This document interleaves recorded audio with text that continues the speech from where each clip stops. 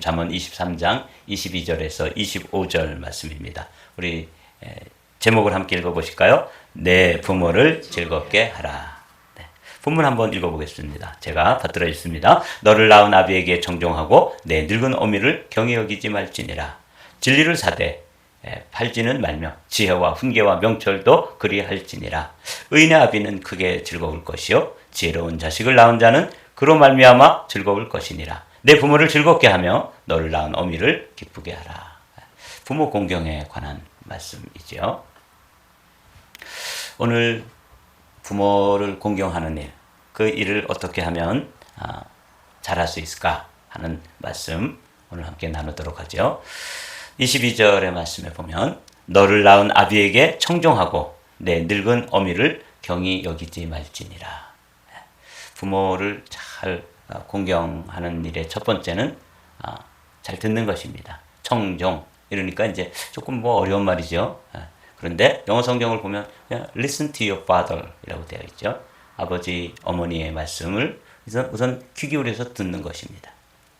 어떤 어린아이가 교회 학교에서 아마 10계명을 외우도록 그렇게 했나 봐요. 그래서 집에 와서 열심히 10계명을 외우는데 5계명이 뭐죠? 내 부모를 공경하라. 그런 말씀이잖아요. 아이가 이제 외우는데 내 부모를 공격하라. 이렇게 그렇게 이제 외우고 있는 거예요. 그래서 아빠가 그거는 내 부모를 공격하라. 그게 아니고 내 부모를 공경하라. 그러는 거야. 그랬더니 아빠 공격하고 공경하고 뭐가 다른 거예요? 이렇게 질문을 했어. 비슷하죠? 그러니까 이제 아빠가 설명을 잘 해줬어요.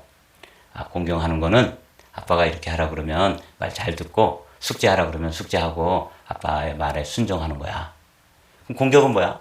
공격은 아빠가 말씀하면은 대들고 말 안 듣고 그렇게 반대로 하고 그러면은 그건 아빠를 공격하는 거야. 알았지? 그랬더니 그 아들이 질문을 했습니다. 근데 아빠는 왜 할아버지한테 공격해? 아마 할아버지 말씀을 잘 안 들었던 모양이죠. 그래서 공경하라 그랬는데 왜 아빠는 할아버지 말씀을 공격하느냐? 말 안 듣고 대들고 그러니까 우리가 행동하는 것을 우리 자녀들이 사실은 다 보고 있습니다. 그래서 오늘 이 말씀 여러분들은 부모님을 공경합니까? 아니면 공격합니까?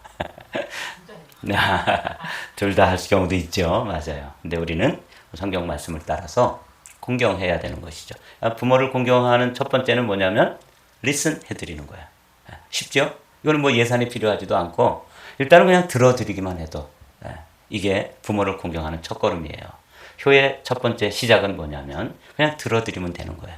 청종하라 그렇게 되어 있죠. 조금 더 이렇게 무게를 둔다면 경히 여기지 말라. 가볍게 여기지 말라는 거죠. 제가 한 1학년, 초등학교 1학년, 2학년 정도 이렇게 됐을 때도 우리 어머니가 이제 저를 45에 낳았으니까 나이가 들으셨댔죠. 그래서 저희 집에 친구들이 놀러 오면 제일 힘든 게 저번에도 말씀드렸지만 친구들이 저희 어머니 보고 할머니 이렇게 부르는 게 저는 너무 힘들었어요. 그리고 친구 집에 놀러 가면 우리 큰 누나 정도 되는 분이 어머니들이시잖아요. 그러니까 그런 게 저는 어렸을 때부터 이제 그랬었는데 제가 초등학교 한 2학년, 3학년만 이렇게 됐을 때도 엄마가 틀리는 게 많더라고요. 엄마가 이치에 맞지 않고 우리 엄마는 전지전능하신 줄 알았는데 모르는 게 너무 더 많으시는 거예요. 내가 초등학교 2학년, 3학년 지식을 가지고 어머니를 이렇게 비춰봐도 엄마는 알지도 못하면서 이런 말이 아주 쉽게 나오는 거예요. 이게 뭐 하는 거예요? 경히 여기는 거예요. 왜냐면 그 어린 것이 봐도 엄마가 모르는 게 많고 물론 우리 어머니는 글을 쓸 줄 모르셨어요. 그러니까 글도 못 읽으시죠? 쓸 줄도 모르죠? 그래서 누나들한테 이렇게 편지가 오면 일단은 잘 뒀다가 내가 학교 갔다 오면 이거 읽어봐라. 그럼 제가 이제 읽어드리는 거예요. 그 다음에 또 뭐 해야 되겠어요? 써야 되잖아요. 이렇게 침을 쳐가지고 엎드려가지고 이제 편지 써야 되는데 엄마가 불러주는 문구를 보면은 너무 수준이 떨어지는 거예요. 초등학교 2, 3학년만 돼도 엄마가 불러주는 문구가 마음에 안 들었어요. 그래서 내가 고쳤었어요.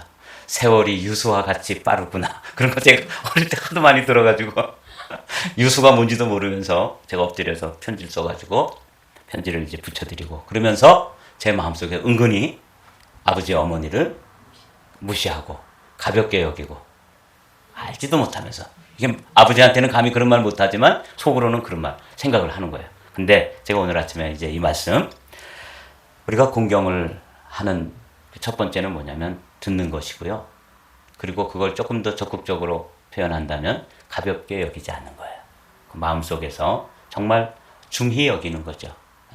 어머니 아버지가 나보다 영어도 못하시고 나보다 그 지식에 있어서 좀 모자르시지만 그래도 성경에서 내 낳은 아버지에게 청종해라.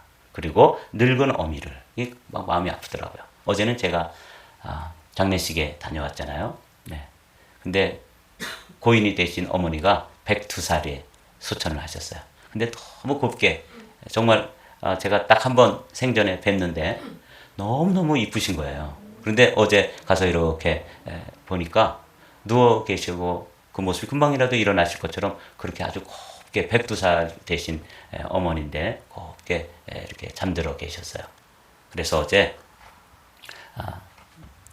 장례 예배를 마치고 이제 식당에 와서 식사를 이렇게 하는데 이 장례식 집인지 잔치집인지 모를 정도로 자녀들이 그렇게 행복해하고 또 어머니 이야기를 이렇게 서로 주고받으면서 아들들이 한 사람씩 나와가지고 엄마 이야기를 이렇게 하는데 장례 지내고 나와서 상가집이 아니에요. 잔치집이더라고요.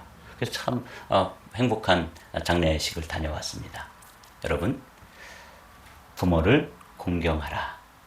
그 공경하는 첫 번째는 뭐냐면 청종하고 경히 여기지 말라. 이건 너무 쉬운 이야기지만 우리는 삶 속에서 좀처럼 이렇게 이 말씀에 따르지 않아요. 우리는 공경하라 그러는데 공격하라 하는 말씀으로 바꿔가지고 부모님 말씀을 거역하기도 하고 또 마음을 아프게 해드리기도 하고 어떤 때는 경히 여기는 거죠. 업수히 여기고 또 가볍게 여기고 업수히 여긴다는 것이 뭐냐면 업신 여기는 거죠. 가볍게 여기는 정도가 어느 정도냐면 투명인간 취급하는 거예요.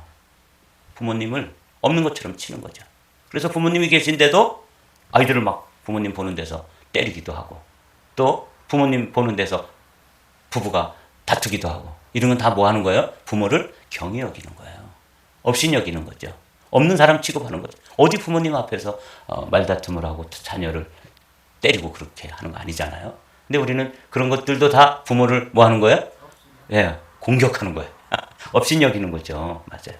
이거 뭐 오늘 그렇게 어려운 말씀은 아니에요. 자, 잠언 1장에 있는 말씀 우리 천천히 한번 읽어보죠. 여호와를 경외하는 것이 지식의 근본이거늘 미련한 자는 지혜와 훈계를 멸시하느니라. 내 아들아, 내 아비의 훈계를 들으며 내 어미의 법을 떠나지 말라. 이는 내 머리에 아름다운 관이요 내 목에 금사슬이니라. 그렇습니다. 예. 성경에서는 한결같이 아비의 훈계를 들으며 어미의 법을 떠나지 말라. 예전에 한국 조선시대죠. 조선시대에는 이 기독교를 불효의 종교다 이렇게 불렀습니다. 왜냐하면 부모님 제사를 안 드리니까 불효의 종교라고 그렇게 이야기했지만 사실은 살아계실 때 잘하는 게 효도잖아요. 근데 여기 보면 청종하라 그러고 경히 여기지 말라 그러고 여기 또 내 아비의 훈계를 들으며 어미의 법을 떠나지 말라 이렇게 말씀하시는 거죠. 그래서 사실은 우리 기독교는 효의 종교입니다. 그렇죠? 살아계실 때 돌아가신다면은 뭐 아무리 잘하고 그럼 뭐 합니까? 어제도 그 둘째 아드님이 이런 말씀하시더라고요. 최고 좋은 관을 썼어 그러더라고요. 그러니까 그 옆에 아니 근데 그럼 뭐해? 그냥 땅 속에다 묻어가 내려 이렇게 쭉 요즘은 이게 줄로 해서 이렇게 돌리면은 쭉 내려가잖아요. 저는 그 순간이 참 아파요. 어머니 그렇게 고우신 어머니를 아무리 예쁜 관에다 넣고 좋은 관을 썼대요. 아주 비싼 관을 사셨나봐. 그리고 이렇게 장지가 보니까 이렇게 그냥 들판이 아니고 포레스트 론 장지인데 패밀리가 있는 그렇게 좀 구역이 좀 다른 데가 있잖아요. 거기더라고요. 그러니까 조금 있는 자녀들이에요. 그런데 아주 관도 최고급으로 했대요. 그럼 뭐 하냐고요. 언제 잘해야 돼요? 그렇습니다. 우리 술인자면 거기 앞에 나와가지고 매일 아침 좀 답 좀 해주세요. 네, 종종 빠지지 마시고.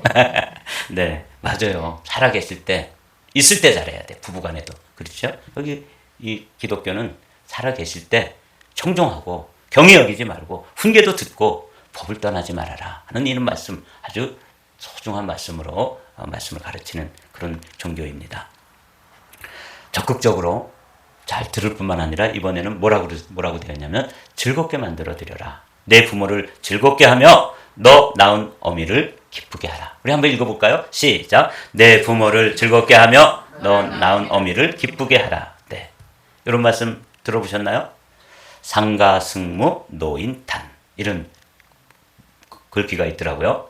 이게 무슨 뜻이냐면 상주는 노래하고 여승은 춤을 추고 노인은 탄식하며 울고 있다. 이게 뭔 상황이에요? 네. 상가승무 노인탄. 이게 정말 감동적인 이야기더라고요. 조선시대 때 숙종이라고 하는 임금이 있었잖아요. 그 임금이 이제 그 평상복을 입고 평민들 사이에 들어가서 이제 민심을 살피기 위해서 민정 시찰을 나간 거예요. 근데 어느 집에 가봤더니 상복을 입은 남자는 아들이죠. 상복을 입은 아들은 막 노래를 부르더라는 거죠. 그런데 또 여성, 머리를 팍팍 깎은 여성은 또 춤을 추고 있는 거예요. 그런데 아버지는 노인인데 탄식을 하며 울고 계신 거예요. 그래서 그 숙종이 사연을 물어봤겠죠. 이 가난한 집에 웬 상복을 입은 아들은 춤을 추고 여성은 또 노래를 부르고 여성은 춤을 추고 그러는, 이게 도대체 무슨 일이냐 이렇게 물어봤더니 얼마 전에 어머니를 여의었습니다. 그래서 저는 상복을 입고 있습니다. 예전에 그랬죠? 그게 이제 변해가지고 군대에 있을 때도 어머니, 아버님 중에 이렇게 돌아가시면 여기다가 배 조각을 이렇게 붙이고 있었어요. 그게 무슨 뜻이에요? 상중이다. 나는 배옷을 입어야 되지만 군대에서 어떻게 군복을 벗고 배옷을 입겠어요. 그러니까 여기다가 이제 배 조각을 이렇게 리본으로 이렇게 붙이고 있었어요. 그러면은 이제 고참들도 야, 이 자식은 부모님 중에 한 분이 돌아가셨으니까 그래도 조금 봐줘야 되겠다. 좀 배려를 하겠죠. 아무래도 슬픔을 당한 사람이니까. 근데 예전에는 진짜 상복을 3년 동안 입고 있었어요. 네. 그래서 상복을 입고 있는 사람이 노래를 부르는 거예요. 그런데 여성은 누군가 하면 며느리예요. 그 아버님이 생신을 맞이했는데 너무 가난해가지고 생일상 차려드릴 돈이 없어서 머리를 잘라가지고 생일상을 차려드린 거예요. 그러니 그 생일상을 받은 아버님은 너무 감동이 있고 또 이렇게 그 두 아들 내외가 고마워서 감동해서 울고 계셨던 것이죠. 상주는 노래하고 여승은 춤을 추고 노인은 울고 있다. 상황을 아시겠죠? 숙종이 이렇게 물었습니다. 자네는 글을 배운 적이 있나? 그랬더니 아들이 글을 그저 입문은 했습니다. 그러면 다음에 과거 시험을 보시게. 그리고는 이제 그분이 사라졌어요. 그리고는 과거 시험을 이제 별시로 특별하게 과거 시험을 본다 하는 방이 붙은 거예요. 그래서 과거 시험을 보라 그랬으니까 어느 분이 오셔서 그래서 이제 과거 시험을 보러 이 아들이 나갔죠. 그랬더니 그 시제가 뭐냐면 상가 승무 노인탄. 이게 이제 그 과거 시험 별시의 시제인 거예요. 그러니까 이 사연을 알고 있는 이 아들이 이건 뭐 얼마나 이 사연을 정말 글을 배운 사람이니까 멋있는 그 뜻을 썼겠습니까? 아들은 어머니를 여의고 상복을 입고 아버지 생신을 맞이해서 춤을 추고 노래를 부르고 며느리는 머리를 빡빡 깎았으니까 이게 승려처럼 보이지만 사실은 머리를 잘라서 아버님 생일상을 차려드리고 그리고 그 일에 감동해서 아버지는 울고 있었다. 그 이야기를 쭉 써서 장원에 급제했다 그래요. 우리 한번 그 한자를 읽어볼까요? 시작. 상가 승무 노인 단. 여러분 뭐 잘 잊으시겠지만 꼭 외워두십시오. 또 장원 급제하실 수도 있으니까. 네, 그래서 이렇게 여러분들이 이게 부모를 공경하는 거예요. 우리는 부모를 공격하잖아요. 그런데 얼마나 아름다운 이야기입니까? 저도 맨 처음에 이걸 글귀를 이렇게 놓고 보면서 저는 뭐 어릴 때 이렇게 장례 지나고 나면 부모님들이 상복 입고 이렇게 있는 걸 자주 봤기 때문에 배옷을 입고 있는 거. 이게 어떤 상황인지 그냥 눈에 선하게 들어왔어요. 상가, 승무, 노인탄. 부모를 공경하는 그야말로 예전에 우리 선조들의 그런 따뜻한 마음, 정말 정성스러운 마음이 담겨 있는 그런 이 글귀입니다. 그렇게 부모를 공경하려면 부모를 잘 존경하고 즐겁게 해드리기도 하지만 뭘 해야 된다고요? 내 삶이 바라야 돼. 내 삶이 내가 잘 바르게 살고 또 잘 되고 이게 부모에게 부모를 공경하는 것이에요. 뭐 말로는 공격은 안 하고 그래도 뭐 잘 듣고 그러는데 사는 게 순 이상한 짓 하고 다니고 남 사기치고 빚쟁이들이 몰려와서 막 집 부시고 막 이러고 이러면 부모님 마음이 얼마나 아프시겠어요. 그렇죠? 의인의 아비는 크게 즐거울 것이요 지혜로운 자식을 낳은 자는 그로 말미암아 즐거울 것이니라. 그래서 우리가 이제 오늘 내가 하나님 앞에서 부모에게 효도하는 것, 부모를 공경하는 그런 삶은 하나님 앞에서 내가 의로운 자가 되는 것이고 지혜로운 삶을 사는 것이 진정으로 부모님을 즐겁게 해드리는 것이구나. 성경은 이렇게 말씀하고 있어요. 또 하나의 이야기를 좀 나누고 오늘 말씀을 마칠까요? 반포지효라는 말이 있어요. 이 반이라는 말은 돌이킨다, 반대로 한다 이런 뜻이죠. 포는 먹인다 이런 뜻이에요. 이건 어떤 것이냐면 까마귀에 관한 이야기인데 이 글귀를 제가 적어놨어요. 여러분 읽으면 이게 그런 뜻이구나. 까마귀는 새끼 때에는 어미가 물어다 주는 먹이를 먹고 자라지만, 다 같이 읽어볼까요? 다 크면 반대로 새끼가 어미에게 먹이를 물어다 준다. 눈물 나는 그런 이야기가 반포지효. 까마귀는 정말 은혜를 갚는다 그랬어요. 제가 어렸을 때 이렇게 까마귀들이 어느 하루는 어떤 때 이렇게 보면 까마귀들이 막 몰려다니면서 막 깍깍 이렇게 하면서 그 한 새가 쫓아다녀요. 그런데 엄마 저거 왜 저러는 거야? 그러면은 오늘은 이제 새끼가 드디어 날 수 있고 새끼가 이제 다 자라가지고 오늘은 이제 것은 어미 까마귀가 물어다 주는 날이지만 이제 것은 어미새가 물어다 줬지만 오늘부터는 이제 새끼가 다 자라서 어미를 물어다 주는 날인데 그걸 그냥 몰려다니면서 저렇게 깍깍거리는 거란다. 저 어머니한테도 들었어요. 근데 보니까 그것을 사자성어로다 지어놓은 거죠. 반포지효. 이건 또 조금 상가승무 노인탄보다는 외우기가 좀 쉽죠? 요거라도 외워두십시오. 반포지효. 어릴 때는 어미가 물어다 주었지만 다 자라면 어미를 물어다가 주는 그런 효도. 이게 이제 부모를 공경하는 거죠. 우리는 갖다 버리잖아요. 요즘도 버리는 사람이 있대요. 강남 터미널에 가면은 주소도 모르고 치매 걸렸으니까 또 자녀들 전화번호도 모르고 그리고 그냥 여기 잠깐 계세요. 그 사람들 막 왔다 갔다 하고 그런 사이에 그냥 애들은 사라져 버린 거예요. 그래서 물어보면은 어디 사는지 누구 애들 이름만 알 뿐이지 뭐 전화번호도 모르고 그렇게 버려지는 부모들이 있다고 그러잖아요. 얼마나 슬픈 일입니까? 까마귀도 어릴 때는 엄마 까마귀가 물어다 주지만 다 자란 후에는 어미를 물어다가 준다는데. 사랑하는 성도 여러분, 이 보십시오. 미련한 아들은 그 아비의 근심이 되고 그 어미의 고통이 되느니라. 이 부모를 공격하는 거예요.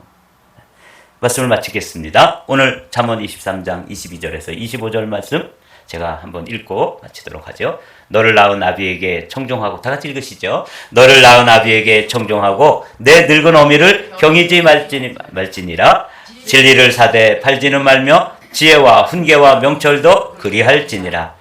의인의 아비는 크게 즐거울 것이요 지혜로운 자식을 낳은 자는 그로 말미암아 즐거울 것이니라. 내 부모를 즐겁게 하며 너를 낳은 어미를 기쁘게 하라.